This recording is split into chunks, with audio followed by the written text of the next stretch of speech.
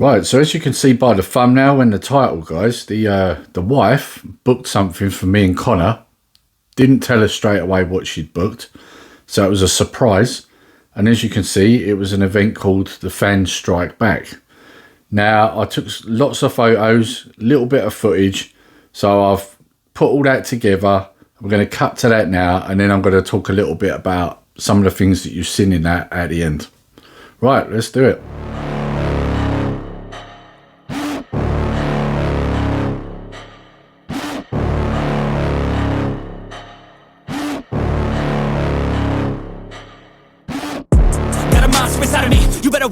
If your enemy's a road ahead of full prophecy to be the greatest beast the world has ever seen. I feed him every day like the bones clean. I feed him all the hate and he grows me, and he gets claws real big, pissed off quick. And if you cross him, you might drop dead. Metaphorically, of course, settling this war, never getting bored, loves the blood and gore, always wanting more, feeding from the source. They don't really understand until they feel the force to part it. If you start shit, you'll be heartless in the darkness, torn apart quick. You left scars ripped, you'll be chewed up and discarded. And this world ain't right, won't accept it. Negative energy, I expect it. Once it's in your mind, it's infectious. So fight for your life and reject it. You better give me space, I'm protective. My adrenaline spikes when I'm threatened. And if you stay in my way, I'm aggressive. Cause when there's no exit, I'll kill when I'm desperate.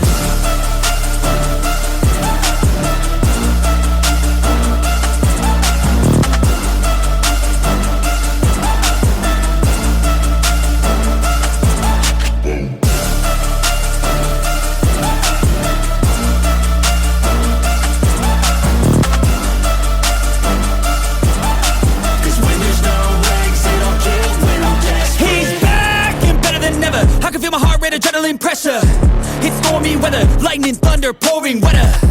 Yo, I'm a go-getter, try to do it like me, but I do it better. I got a mind that's clever, the beast inside is competitive as ever.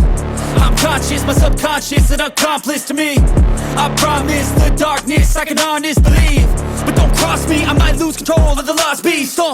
He's locked away inside with the key control by fight or flight. And this world ain't right, won't accept it. Negative energy, I expect it. Once it's in your mind, it's infectious. So fight for your life and reject it. You better give me space, I'm protective. My adrenaline spikes when I'm threatened. And if you stay in my way, I'm aggressive. Cause when there's no exit, I'll kill when I'm desperate.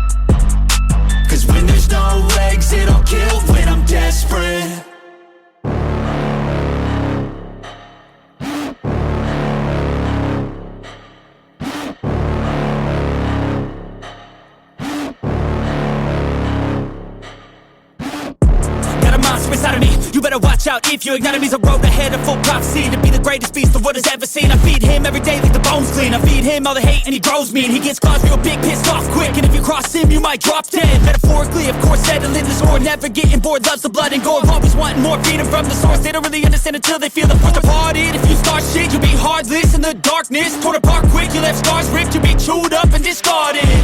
And this world ain't right, won't accept it. Negative energy, I expect it.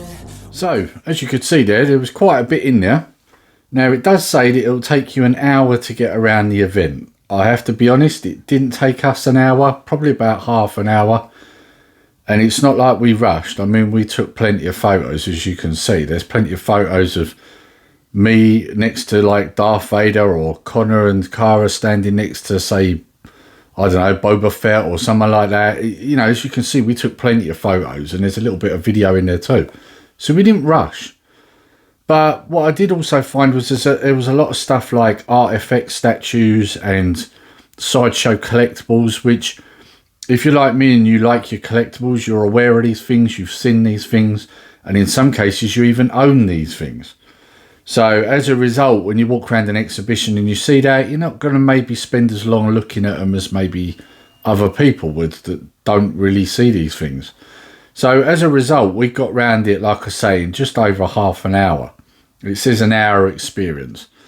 I forget exactly how much it was per ticket, but there is a website for it. And I've just realised, just before doing this video, they've actually extended the dates. The reason why Cara booked it like she did was because it was coming to the end. It was meant to be ending, I believe, at the end of August or maybe mid-September.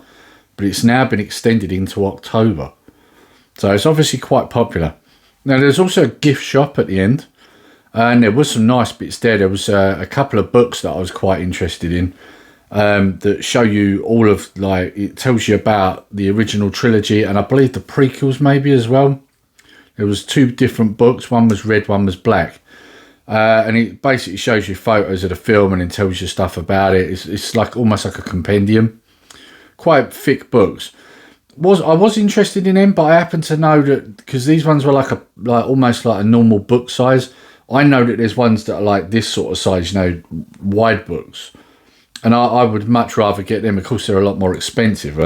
These ones we saw there were like £25, I believe, each. The bigger ones I've seen, you know, you're talking over £100 per book. But there's a lot more in them, and the pictures are bigger and better to look at. So yeah. Anyway, getting too sidetracked here. But there was a lot of other things in that shop that, to be honest with you, you could probably find in most shops. If I'm honest, you know, there's Star Wars stuff in a lot of places like Smith's and the Entertainer and places like that. You could find this stuff, you know, or on Amazon. So didn't really spend a lot of time in the gift shop. Just had a quick look and then we head off. But yeah, like I say, it was a good experience. I'm not bagging on it at all. I mean, as you would have seen from the photos and the footage, you know, we enjoyed ourselves. We really did. Like I say, if you're not someone who's seen a lot of this stuff, then yeah, you could probably spend an hour in here and easily. But for people like me and Connor and obviously Cara, we've seen a lot of this sort of stuff before, so we got around it quite quickly. So that's not me giving it a bad rating. I think most people would enjoy it if you're a fan of Star Wars. It's just that if you've seen a lot of this stuff before, then you're going to tend to get around it that bit quicker. Anyway, that's the end of this video, guys. I hope you've enjoyed this video. It's a little bit different to what I normally do. As you guys know, I do cover Star Wars, but we don't always get a chance to go to some of these events because, let's be honest, the good majority of Star Wars events are normally the big ones like Star Wars Celebration. And if I'm honest, I'm not interested in that. That's a lot of the new Disney crap. And while we mention Disney crap, there was a couple of sequel trilogy things in this exhibition, but not many, which would suggest that even the people doing the exhibition had a pretty good idea that it's not very popular.